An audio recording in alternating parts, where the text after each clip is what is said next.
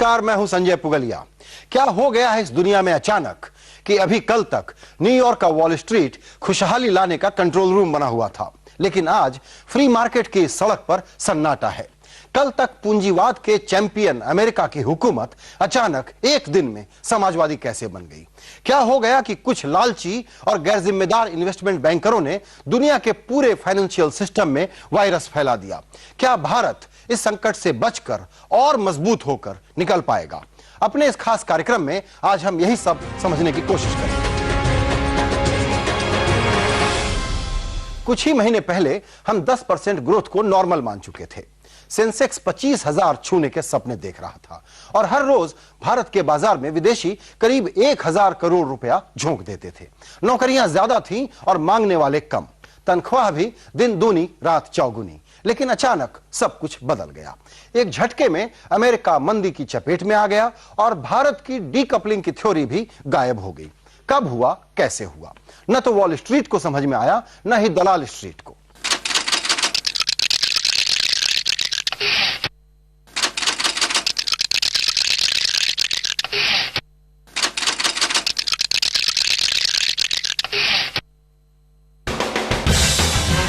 ऐसा लगता है कि पूरी दुनिया में ग्रेट स्टॉक क्लियरेंस सेल लगी है।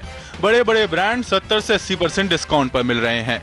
सिटी ग्रुप, गोल्डमैन सैक्स, जनरल इलेक्ट्रिक, रिलायंस इंडस्ट्री ऐसी कंपनियों के शेयर 50 से 70% गिर चुके हैं और फिर भी खरीदने वाला नहीं मिलता। अमेरिका में पिछले महीने ही 1.5 लाख से ज्यादा लोग बेरोजगार हुए। इनमें वॉल स्ट्रीट के ऐसे सूरमा भी हैं जिन्हें फाइनेंस का जादूगर माना जाता था। हालत इतनी खराब है कि पेप्सिको जैसी एफएमसीजी कंपनी को 3,000 लोगों की छटनी करनी पड़ी। भारत में जेट एयरवेज जैसी बड़ी कंपनी ने करीब 2,000 लोगों की छुट्टी कर दी। ये बात अलग है कि दबाव के बाद उन्हें वापस भी लिया गया।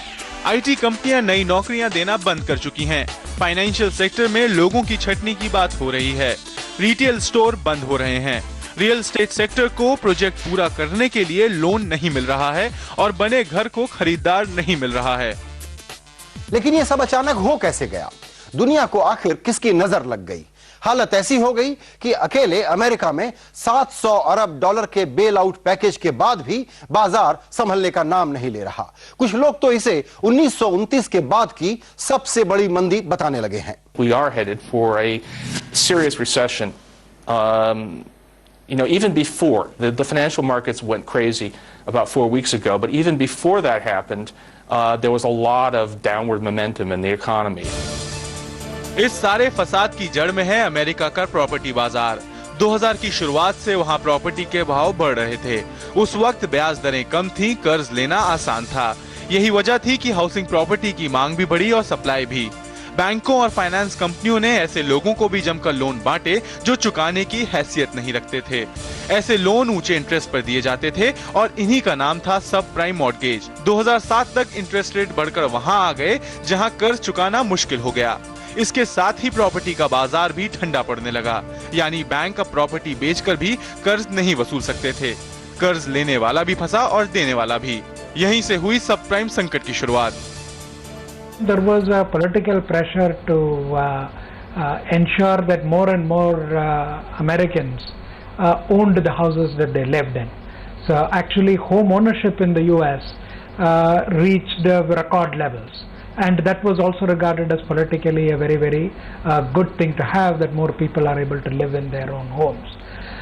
But the problem was that all of this happened with house prices at record levels. Subprime संकट तो ठीक है, लेकिन इससे तो वो सिर्फ बैंक या फाइनेंस कंपनियां मुसीबत में आती जिन्होंने जमकर सबप्राइम लोन बांटे थे। लेकिन अब तो बड़े बड़े बैंक और दिग्गज इन्वेस्टमेंट कंपनियां मुसीबत में दिख रही हैं। आखिर ये क्यों हुआ?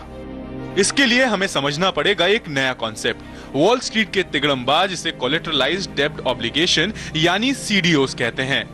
हुआ ये कि बैंकों ने जो प्रॉपर्टी गिरवी रखी उसके राइट्स को उन्होंने टुकड़ों में बांटा और उसके बॉन्ड बनाकर दूसरे बैंकों को बेच दिया। इन्हीं बॉन्ड्स को सीडीओस कहा गया। उसके बाद उन बैंकों ने ये बॉन्ड्स किसी और को बेच दिए।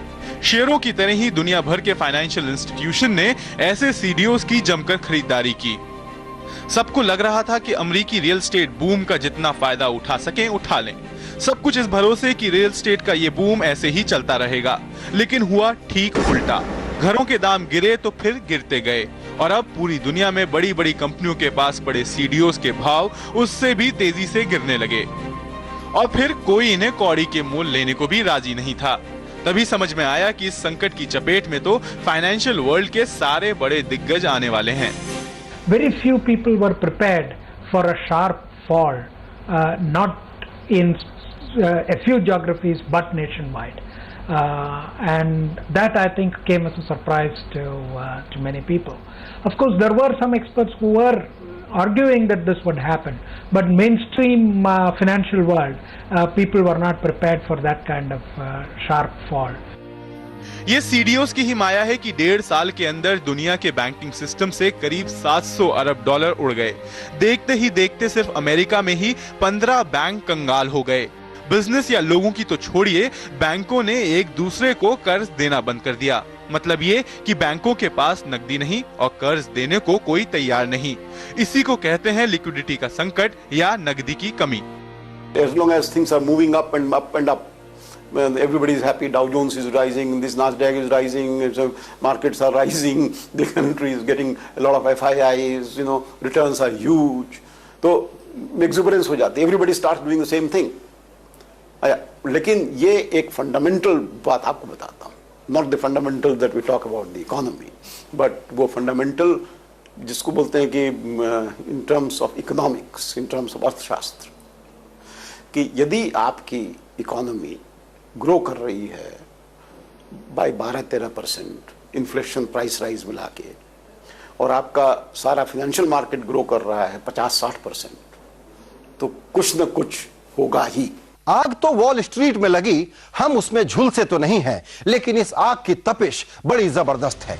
क्यों, जानेंगे एक छोटे से ब्रेक के बाद।